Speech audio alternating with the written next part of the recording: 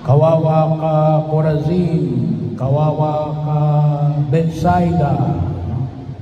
Ito yung mga bayan ng Israel na kung tingnan po natin ay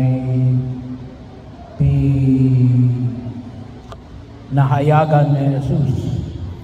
Ngunit hindi sila nagbago.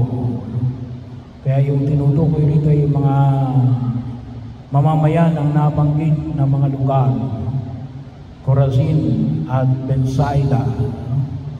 Sapagkat kung yung panahon ay nilagi ni Jesus daw dito ay naibigay sa Tiro at Sidon. Saan ba yung Tiro at Sidon? No? Ito yung Lebanon na, yung Tiro at Sidon. Yun ay within, malapit sa boundary of Israel and Lebanon. No? Doon ngayon, bahagi yun, ginagawa ngayon yung pagsalakay ng mga Israelita no? sa Lebanon. Pero yun, no? Outskirt na yun eh. Kaya minsan lang napupuntahan yun ni Jesus, samantalang yung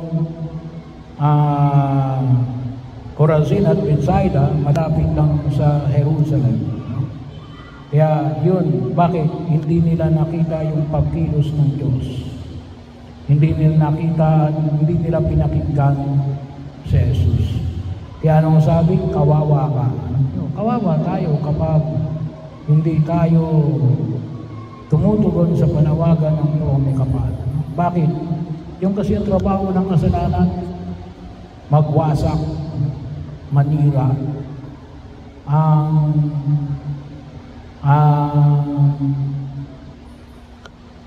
tawag na natin ay magdulot ng kabuluhan. So bahagi rin noon na kung saan makita natin na alin.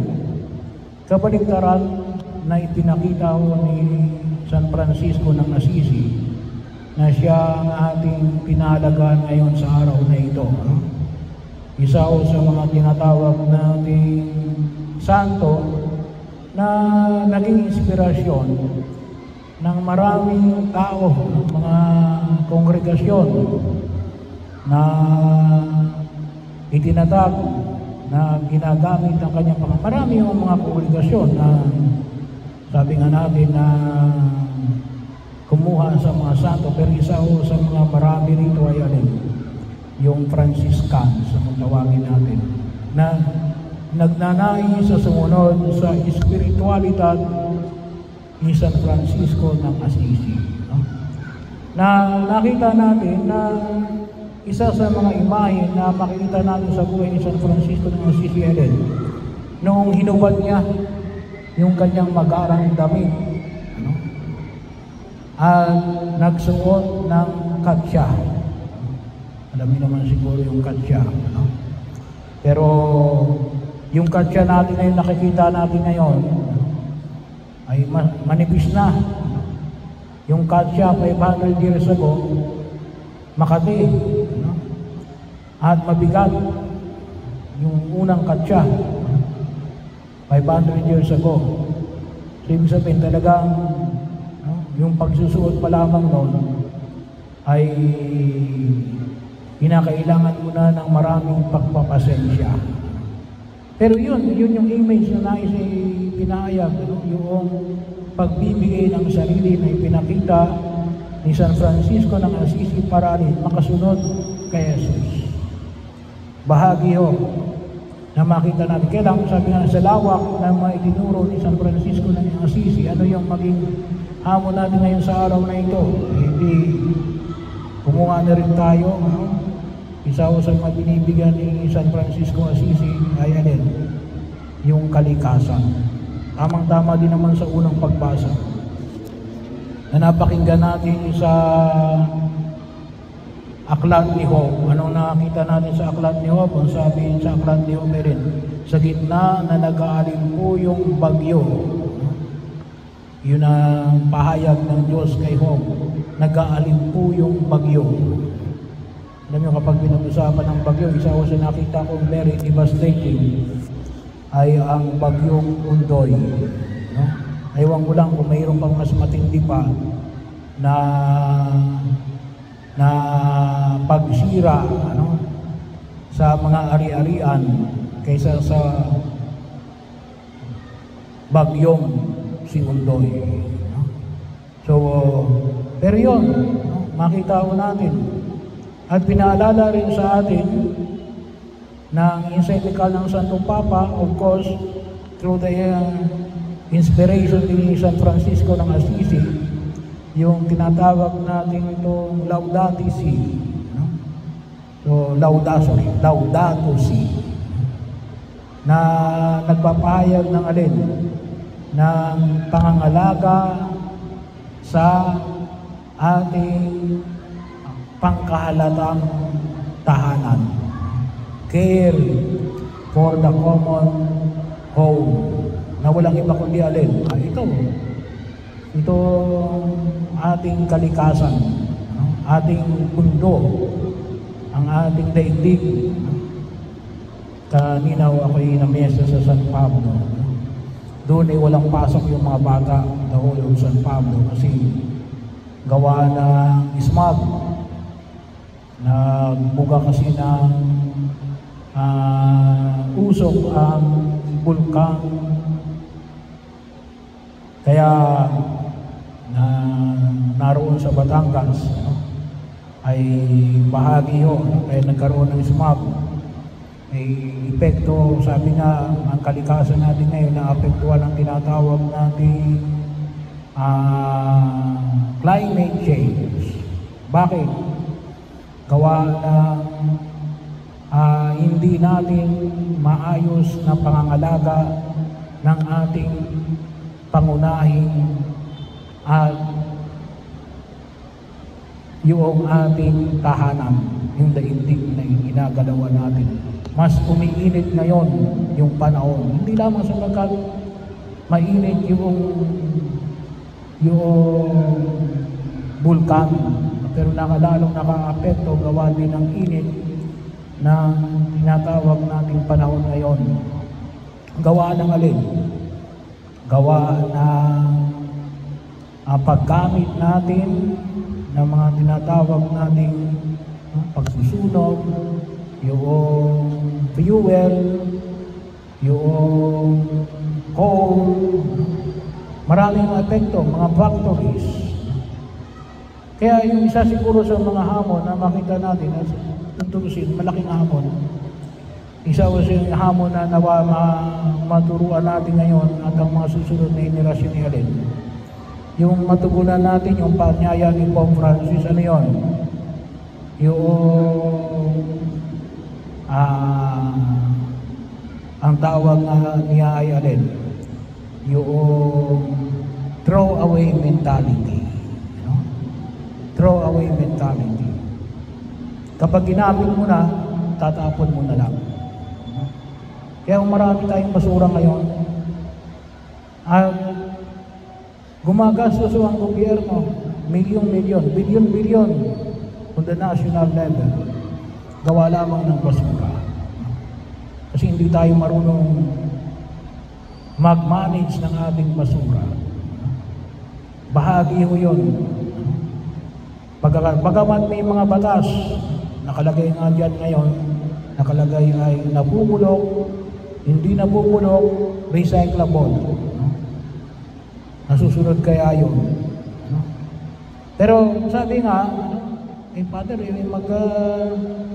mga ngalaga ka sa kalikasan, yung malalaking kumpanya ay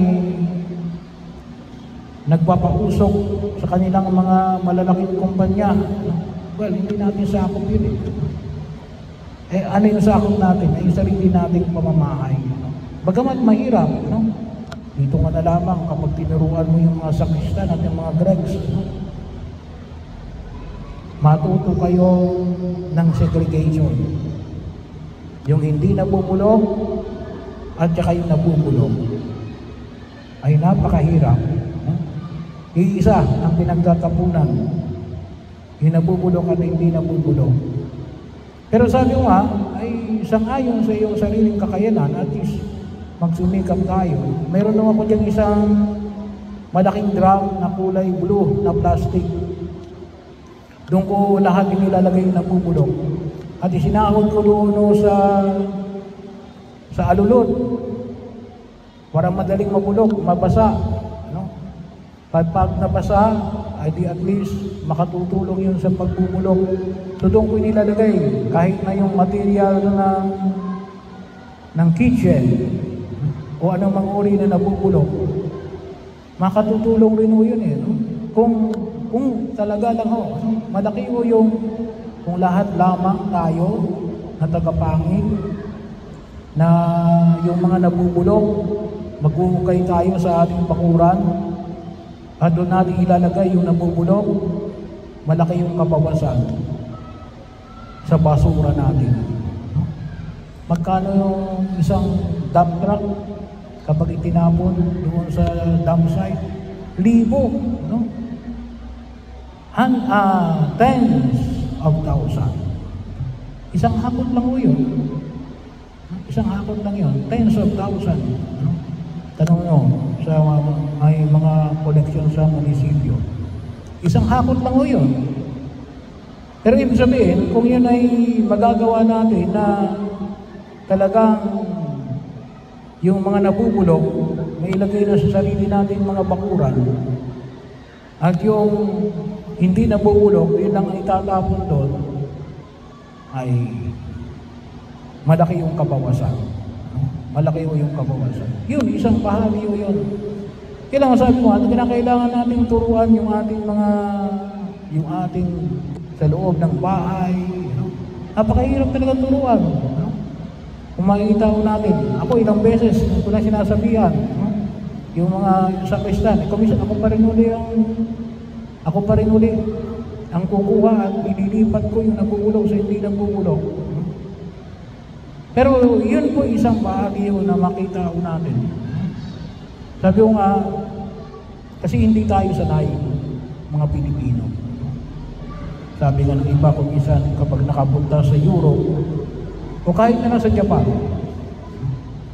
ewan ko lang kung kayo nakapunta sa Japan. Ako po ay mapalad na nakapunta sa Japan at ako po ay nilibre, no?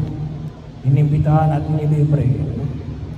Akala ko nung una, basurahan, kasi may kinain ako eh. May binili ako dun sa tindahan. Akala ko basurahan. Kasi may parang guslo. Doon ako nagtapon, lumabas yung may stall. Ay, hindi pala basurahan. Ano yun? Lagayan ng payong. Napaya tuloy ako. Pinuma ko ulit. Doon kasi walang basurahan. Very seldom ka makita ng basurahan. Pero walang kalat. Walang kalat kahit na walang basurahan. Kasi hindi sila nasanay na magtapon na lamang. Yun ang sinasabi ni Pope Francis, throw away culture. Kapag hindi mo na kailangan, itatapon mo na lamang. Bahagi yun. Hindi lang ho yung basura. Kahit na kuminsan yung tao, yung pakipag-ugnayan sa tao, kuminsan nakukuha natin, hindi na kita kailangan, itatapon na kita. Kuminsan ganun. Pagkakataon, hindi kaya nagamit na kita. Kung tapos kitang gamitin, iwanan na kita. Nagamit na kita eh. No? Yun ang sinasabi ni Pope Francis na nakalagay doon sa Laudato Si. Na pag-ingatan natin, throw away culture. Bahagi yun na sana hindi yun ang mamayani sa ating pagkilos. Kaya idulog natin. Nawa sa tulong din ni San Francisco ng Assisi, makita natin yung kahalagahan ng ating kalikasan at ng ating daigdig. Pangalagaan natin, pahalagahan natin. At yun ay sana po ay maturuan natin na mahalin natin yung ating tinatawag po natin common home, ang daigdig na ginagalawan natin. At ito yung panalangin natin, lalong-lalo na ngayon, sa kapistahan ni San Francisco ng Assisi. Kasi kung hindi, ay baka dumating ang pagkataong kawawa kayo. Kasi baka mas matindi pa yung dadanasin natin, na dinanas natin noong panahon ng undoy.